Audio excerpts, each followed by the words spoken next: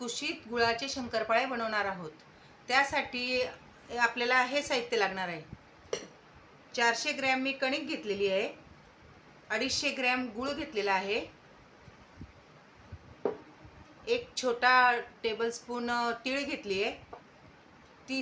30 milli तेल घेतलं आहे मोहनासाठी आणि 2 टेबलस्पून रवा घेतला आहे बारीक. आता शंकरपाळ्यांसाठी आपल्याला गूळ भिजवून घ्यायचा आहे.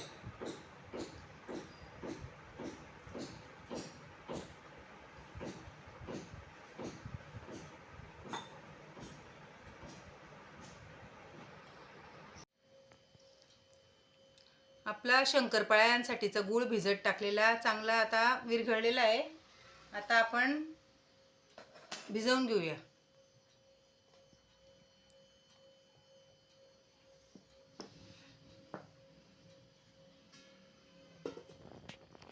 कणिक घेते मी.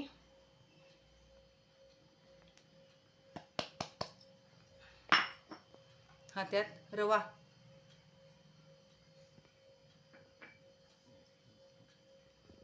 तेल,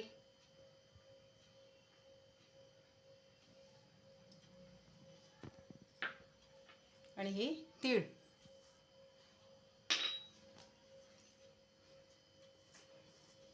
तर हे चांगलं तेल त्याला पिठाला मिक्स करून घेते.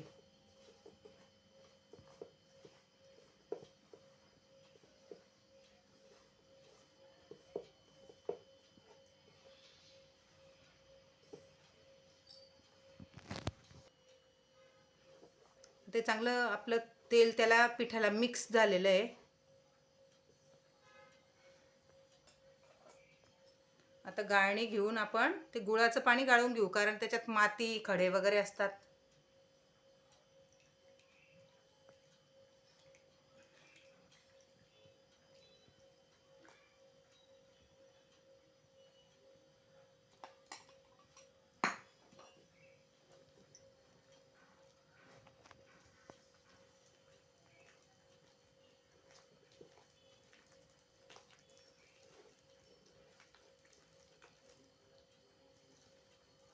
आता यात रवा घातलाय ना, हे बरोबर कोरडं होईल थोड्या वेळात.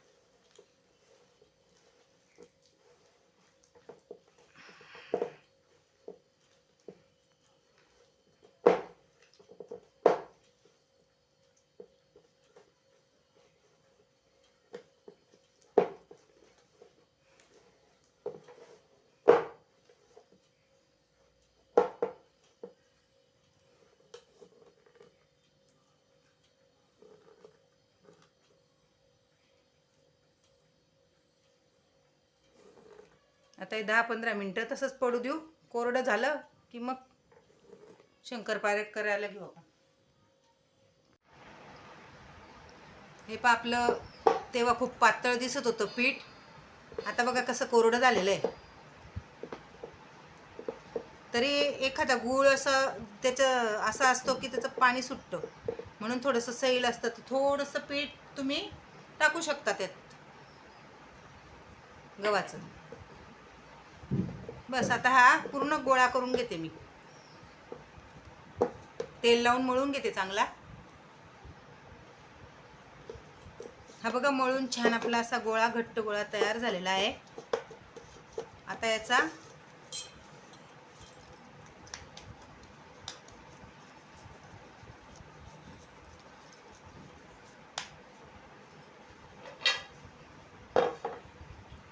असे मोठे मोठे गोळे करून आपण थोडंसं तेल लावते मी पोळपाटाला.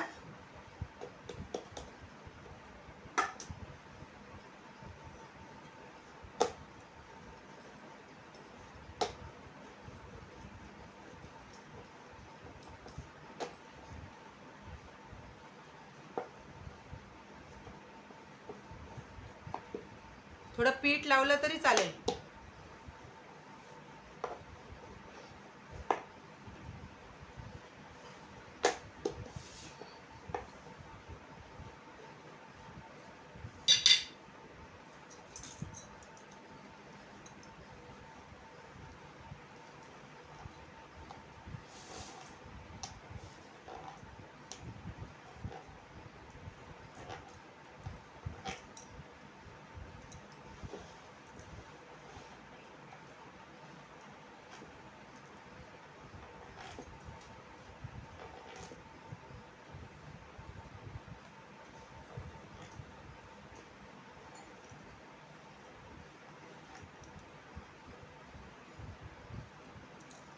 हे असे सर्व मी गोळे करून शंकरपाळे करून घेते.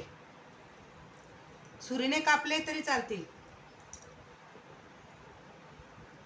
ठेवते 10 मिनिट. हे असे आता पूर्ण गोळ्याचे आपण पोळ्या लाटून शंकरपाळे करून घेऊया आणि थोडे 10 मिनिटं ते पंख्याखाली असे कोरडे करून घेऊ, म्हणजे मग तळायला छान असे मोकळे मोकळे राहतात ते छान.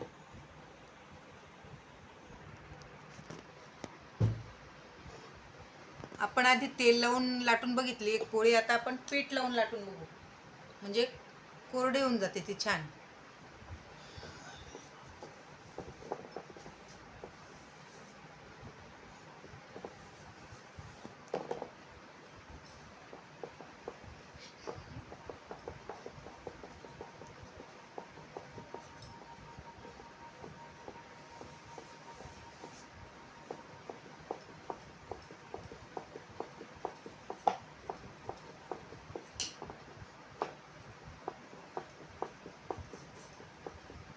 म्हणजे पोळपाटाला चिटकत नाही.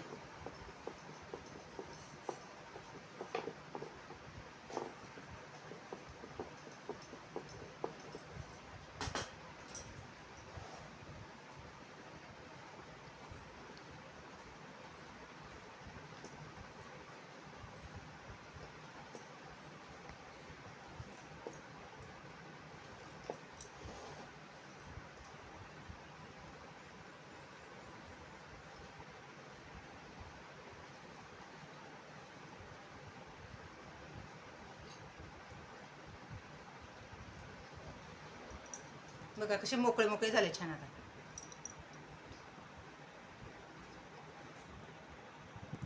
आता आपण तळून घेऊया. हे बघा आपले पंख्याखाली 10-15 मिनिटं ठेवले होते ना, कसे मोकळे झाले छान. आता आपण कढईत, आता तेल चांगलं तापलेलं आहे, आता तळून घेऊ.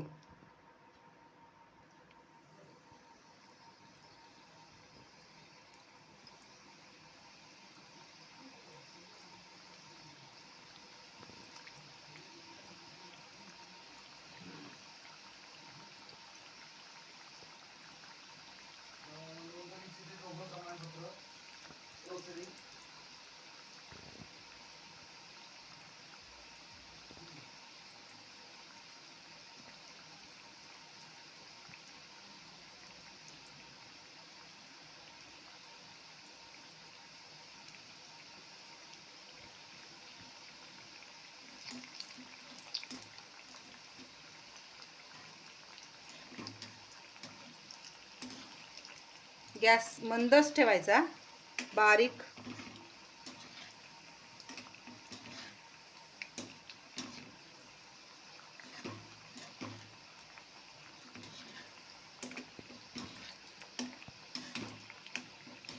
तर ब्राऊन रंग होस्तोवर करून घेते मी.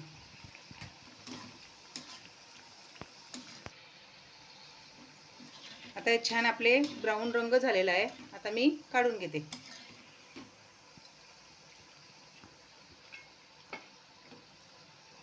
आता हे सर्व असे तळून घेते मी पूर्ण.